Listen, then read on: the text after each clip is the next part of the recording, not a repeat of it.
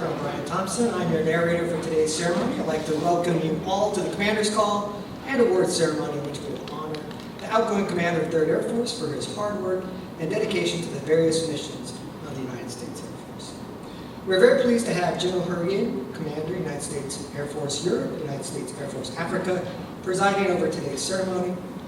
Also joining us in today's ceremony, I'd like to special welcome out to General Reagan's wife, Miss Kathy Hurricane, and of course to the best first spouse a NAF could ever ask for, what we like to think of as the chairman of Team Reed, Mrs. Lynn Reed.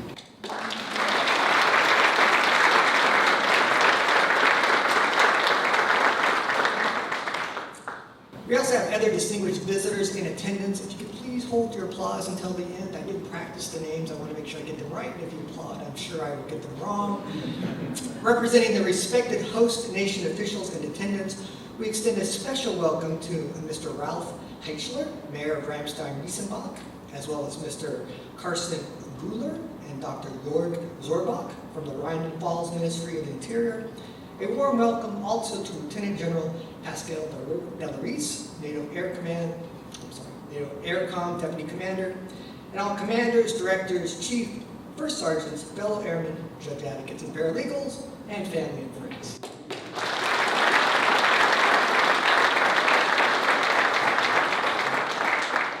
So ladies and gentlemen, typically this is where I would formally announce the arrival of the official party, but as a testament to the great leader that Major General Reed has been to all of us in 3rd Air Force over the past 2 years, I thought we would let him start us off today in the way we will remember him best.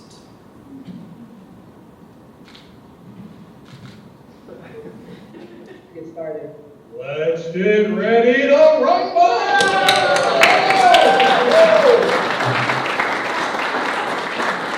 And so, ladies and gentlemen, with that, if you please stand for the official arrival of the official party and the invocation by the chaplain.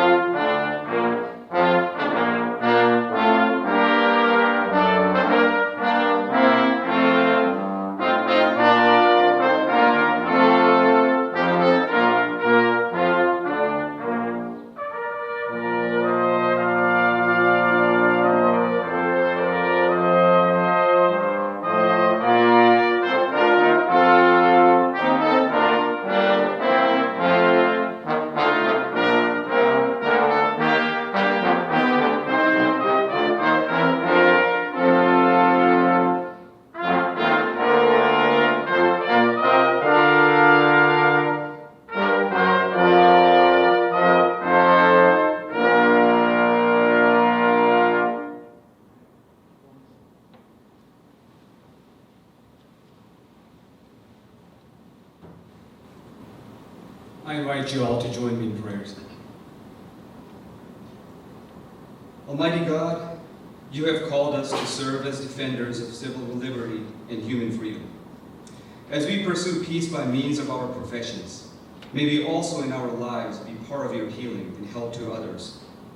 Enable us each day to show forth the love which we have gratefully received from you. It's a bittersweet moment as we bid farewell to General Reed and his wife Lynn Reed, and wish them all the best as they embark upon their journey and embrace the new chapter of their lives at Scott Air Force Base. Lord God, we ask that you would continue to shower your blessings upon them in their new roles. May others be inspired by their humility, compassion, patriotism, leadership, fortitude, and their commitment to serve our great nation and its people.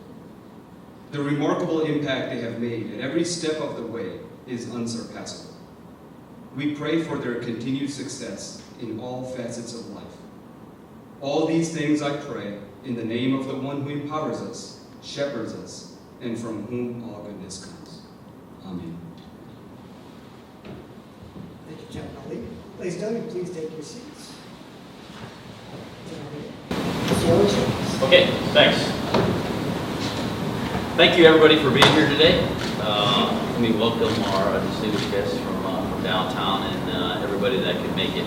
Today is a great opportunity to celebrate what's been an interesting 2 years, if I can put it in that way.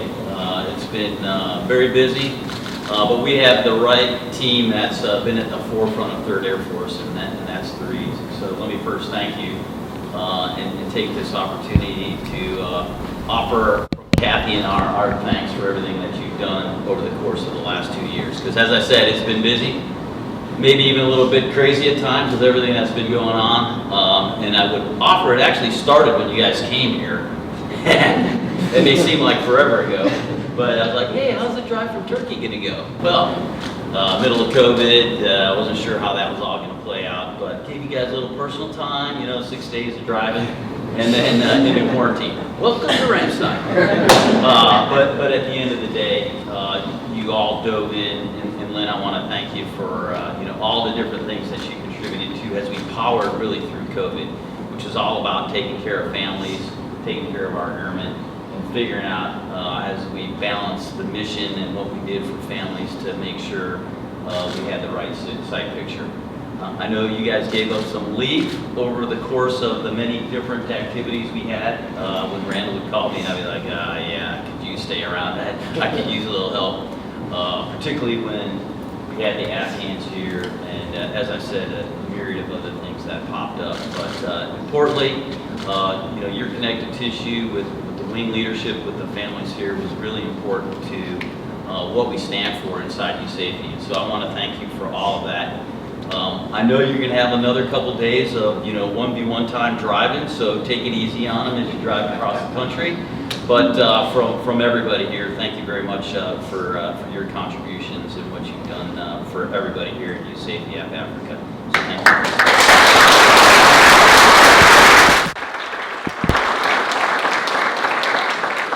So when Randall got here, we were still kind of in the transition of the role of 3rd Air Force and trying to make sure we were clear-eyed about the role that they played across the headquarters. And I want to first say thanks for embracing that opportunity and envisioning together with me how that was going to play out. I think you have exemplified exactly what I was looking for when it came to how we were going to interact first with the wings. I think Randall would tell you he was the voice of the wings for me in every meeting we had. Over time, we would have the wings represented, occasionally a little bit more, but at the end of the day, I would look to him to make sure we were aligned with respect to where the wings were as we were interacting with all the different operations that were going on. Sometimes that required a little mentoring of the wing commanders, a little educating, but importantly, he ensured we were aligned with respect to where we were going and how we were trying to achieve that. And I think you have laid the framework for General Francis. He takes over for you here in a couple of weeks to carry that forward and ensure that as we move forward together from a headquarters and a U-Safety FF perspective, he embraces that role because of the example that you set. I think the other piece that I know many of the members out here understand, and it was a little bit, he was joking a little bit with his Ready to Rumble piece, but at the end of the day, when it came to a leader that was a people person, and I think you said it quite well, somebody who's compassionate, somebody who's willing to listen, but also somebody who's willing when I was like, hey, we got to take some action here. He played that role perfectly, and he was the person that would get out, interact with the young airmen, with the families at the wing level, sometimes here in the headquarters, to make sure we had the pulse, to make sure we understood what was going on, what the concerns were, those areas that we needed to work on together. And I couldn't ask for a better person to kind of absorb that information, filter it sometimes, because you're going to get, all kinds of different responses from folks, but then always provide me with the appropriate advice for where we needed to go.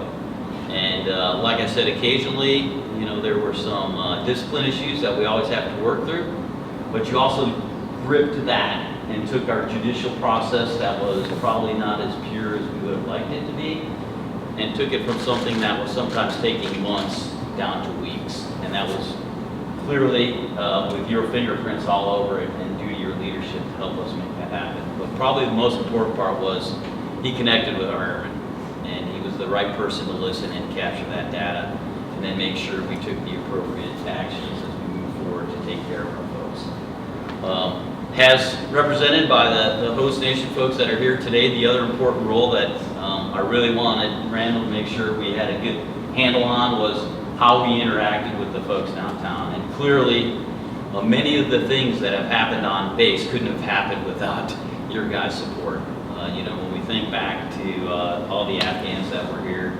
I directly attribute our ability to make all that happen due to your support and the support from Berlin. But that was also due to your ability to just setting up your weekly office hours downtown and making sure we had the appropriate connected tissue with everybody to make that all happen. That was perfect. And I don't think we could have done that any better. And in amongst COVID and everything else that happened, it was important that we kept that relationship tight. And you were clearly our point man for that. And I think, again, you have set Trapper up for success as we move forward. Probably most importantly, though, for me was really as we looked at the myriad of missions that happened over the last 2 years, we really had to fine-tune the way we balanced the demands on our airmen, their families, and the mission sets that we were accomplishing. And if there's one thing I could tell you that Randall always did a great job for me is when he gave me advice, I listened.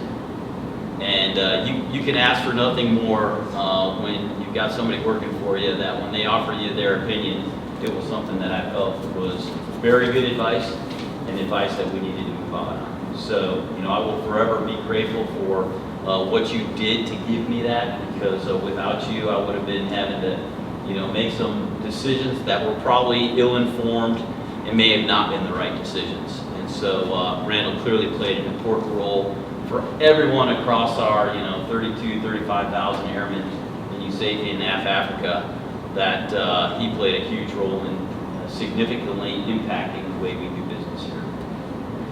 As was highlighted, they're headed off to Scott, back to the homeland in Air Mobility Command. And as I've told General Minahan, who's going to be his new boss, he is exactly the right person, combined with Lynn, to go out there and work through the challenges of the global opportunities, working with, Adrian and the team and all the AMOs and everything else that happens across the globe from an AMC perspective. I think the beauty of it is he comes from USAFE FF, where he's seen the challenges that we have here, not only at the squadron level, quit laughing there, Josh Olson, but really as we look at all the different activities that we're trying to support and balance those. And I think the lens that you'll bring back to that headquarters will be of huge value to General Minahan. And I know General Brown, as Chief of Staff of the Air Force, knows you are exactly the right person to go into that job. And I have no doubt you'll excel, and it'll be goodness for us thank goodness for AMC and really for our Air Force and the nation at large. So again, on behalf of the team here, we thank you guys for what has been a fascinating couple of years. Lots of work, but you have truly set the standard for your dedication to our airmen, dedication to mission, and you've made a difference. So on behalf of everybody here, we wish you best of luck. Look forward to continuing to work with you as you make a difference over at AMC. So thank you very much.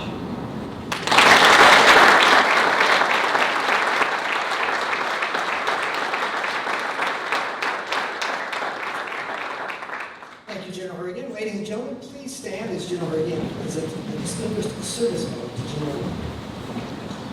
Publish the order. Attention to orders. The President of the United States of America, authorized by Act of Congress, July 9, 1918, awards the Distinguished Service Medal to Major General Randall Reed for exceptionally meritorious service and duties and great responsibility.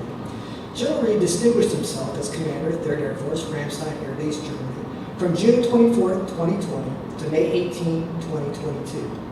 In this important assignment, General Reed commanded 32,000 airmen across 9 Air Force winds that span a geographical area from the Arctic to the Cape of Good Hope and from the Azores Islands to Eurasia. General Reed deterred America's adversaries by providing a combat-ready force to the North Atlantic Treaty Organization and increasing response options for the United States European Command after Russian aggression against Ukraine. He secured initial operational capability of the United States Air Force's first F-35 fighter squadron in Europe, propelled nuclear surety, and increased readiness across the numbered Air Force. In Africa, General Reed forged security and synchronized forces in Niger and the development of a multinational defense plan that protected the United States, allied, and partner forces. As the General Courts-Martial convening authority for the United States Air Forces in Europe and Africa, General Reed led a top-to-bottom rebuild of the Air Force's busiest military justice command, streamlining justice processes and catapulting the command to earn the Air Force's best case completion rates. Yep. As the commander of the Kaiserslautern military community, General Reed built trust, transparency, and exceptional partnerships in the interface between the United States Armed Forces and the German government in the state of Rheinland-Pfalz. These enduring relationships were pivotal during Operation Allies Refuge, where General Reed aligned the resources of 9 wings with joint and international partners to lead the historic evacuation and bed down of 35,000 Afghan citizens. The singularly distinctive accomplishments of General Reed reflect the highest credit upon himself and the United States Air Force. You guys set me up for something?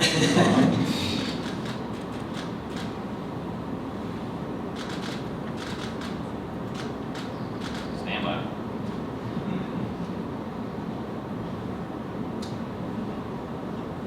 Try a different technique.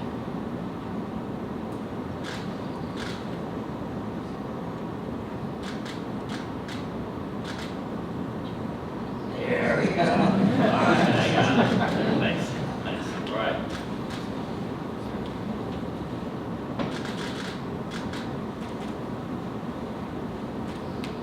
Got it.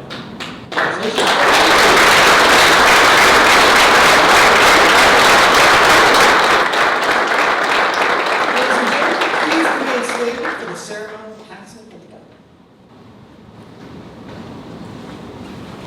Normally we would pass it to somebody else, but today I'm just giving it back, so it's all right.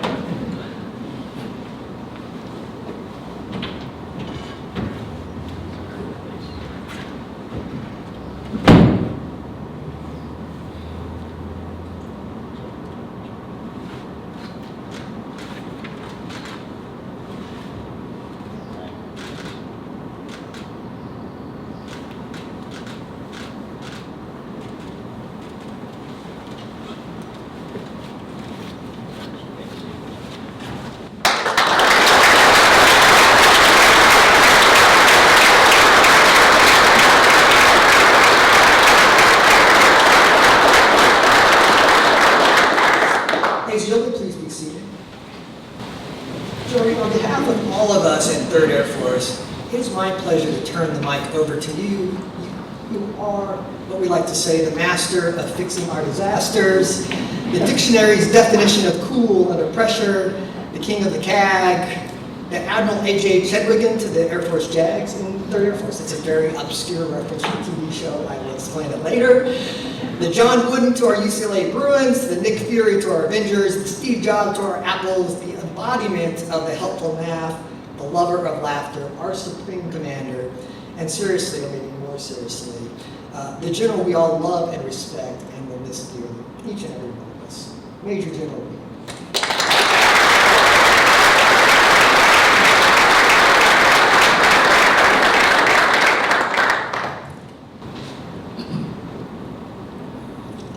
Abarai Yasubuhai. Arkada Asuba. Golombogen. Bom dia. Jorigel. Guten Morgen, meine Damen und Herren. Good morning, ladies and gentlemen.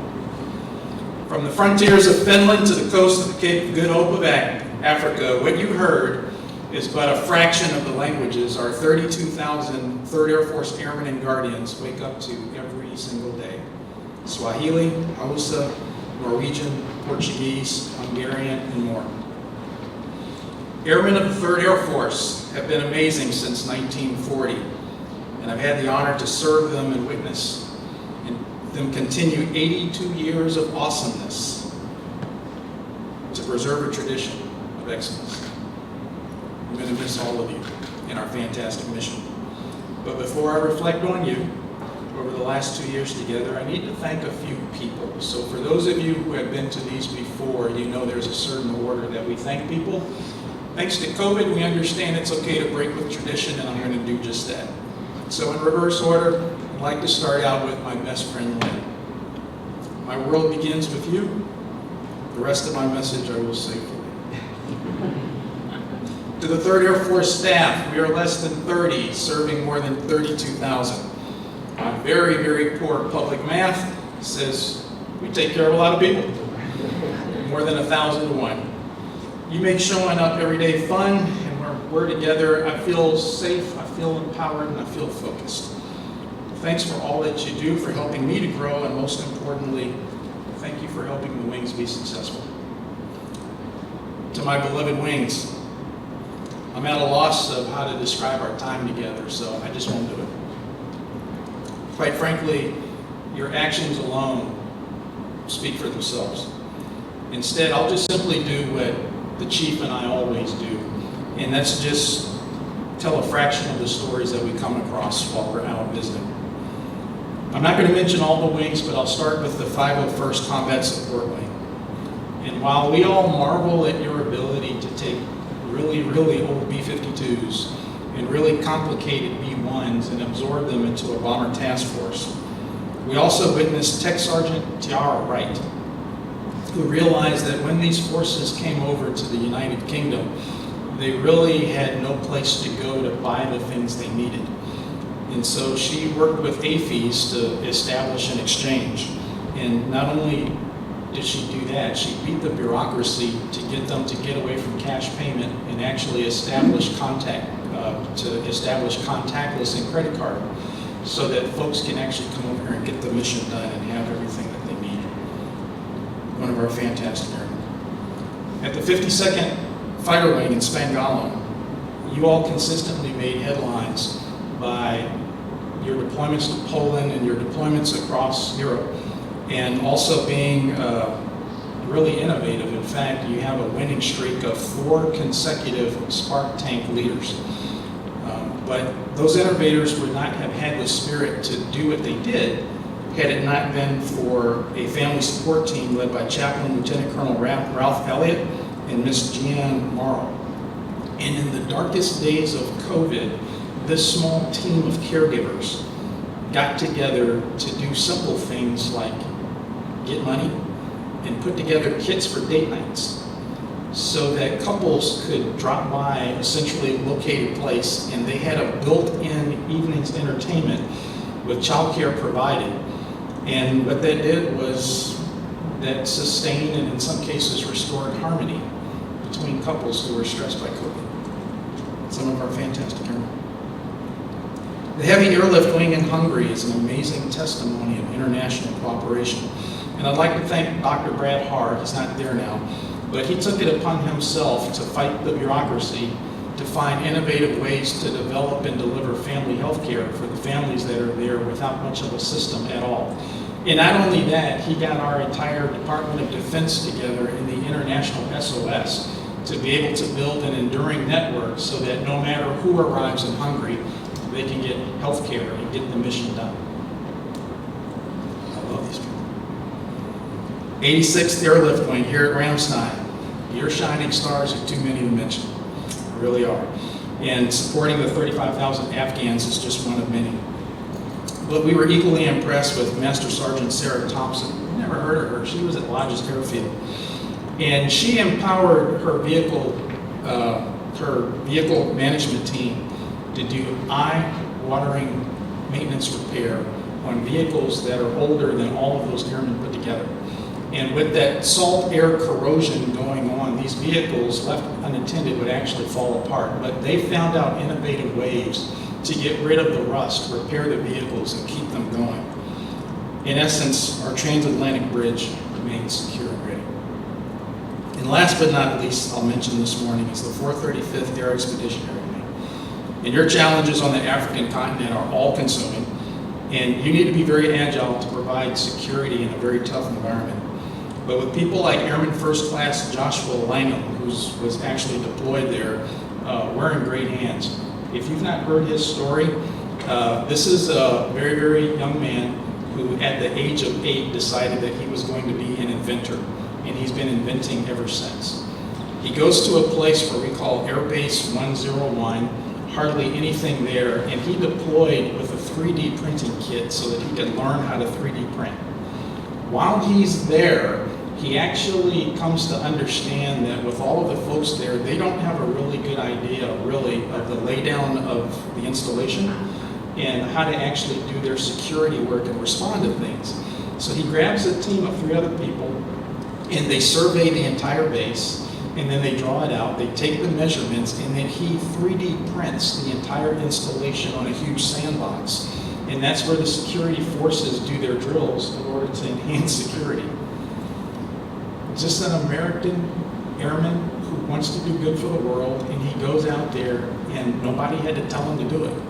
But the most remarkable part about this story is not necessarily Joshua. It was his supervisor who gave him the space to pursue that and encouraged him to continue to do great things. And this, General Peridian, is why you've been so successful. The airmen of 3rd Air Force, being able to follow your lead, to just get stuff done, and they do the impossible. And so I just want to take a moment to say thank you to all of you and to give you my ovation to all 32,000. Thank you.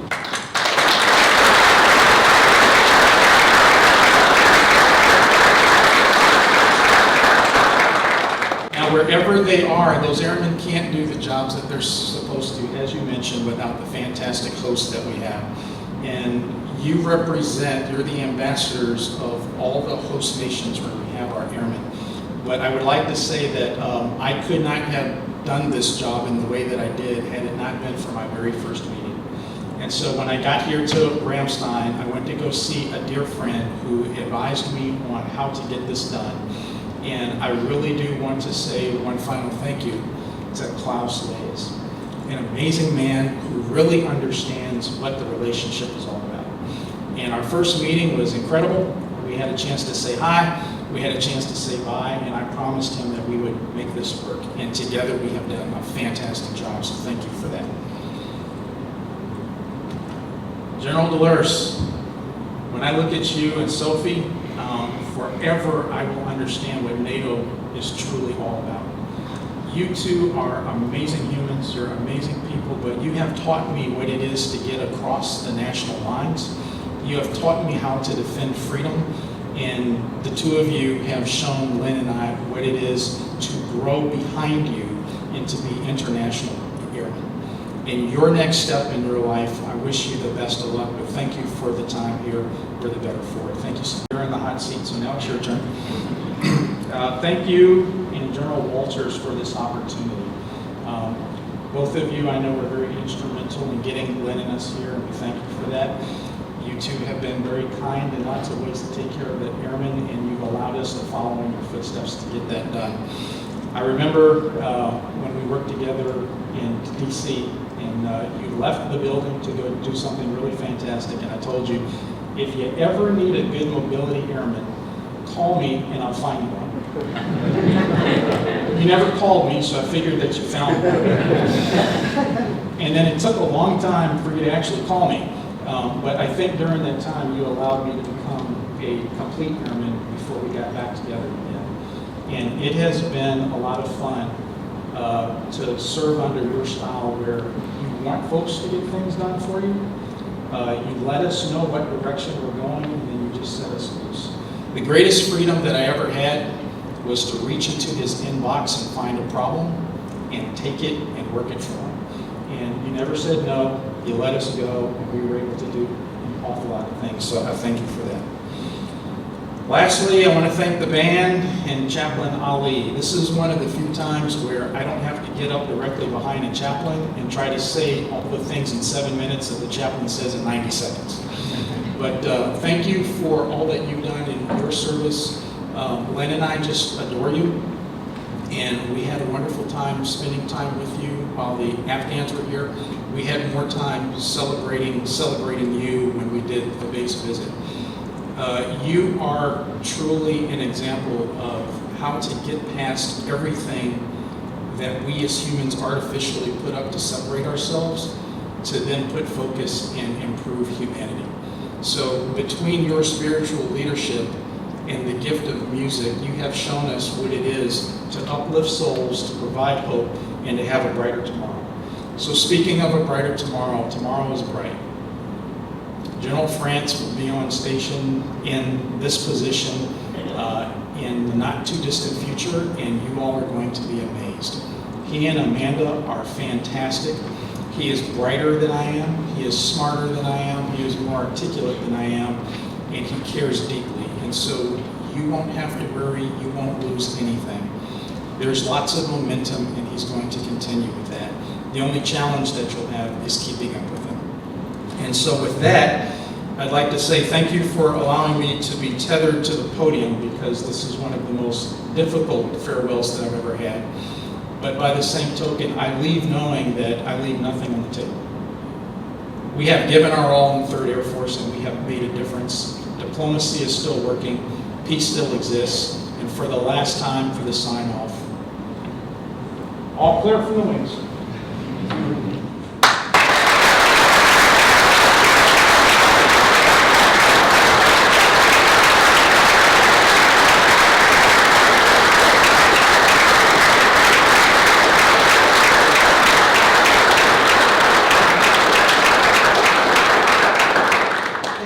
For those inspiring and heartfelt words, and also thank you for finishing before the time cube maybe cut you off. I wasn't sure how I was going to cut you off, so thank you for finishing on time. Ladies and gentlemen, that concludes today's ceremony. Please remain standing as we play the Air Force song on the way out and for the departure of the official.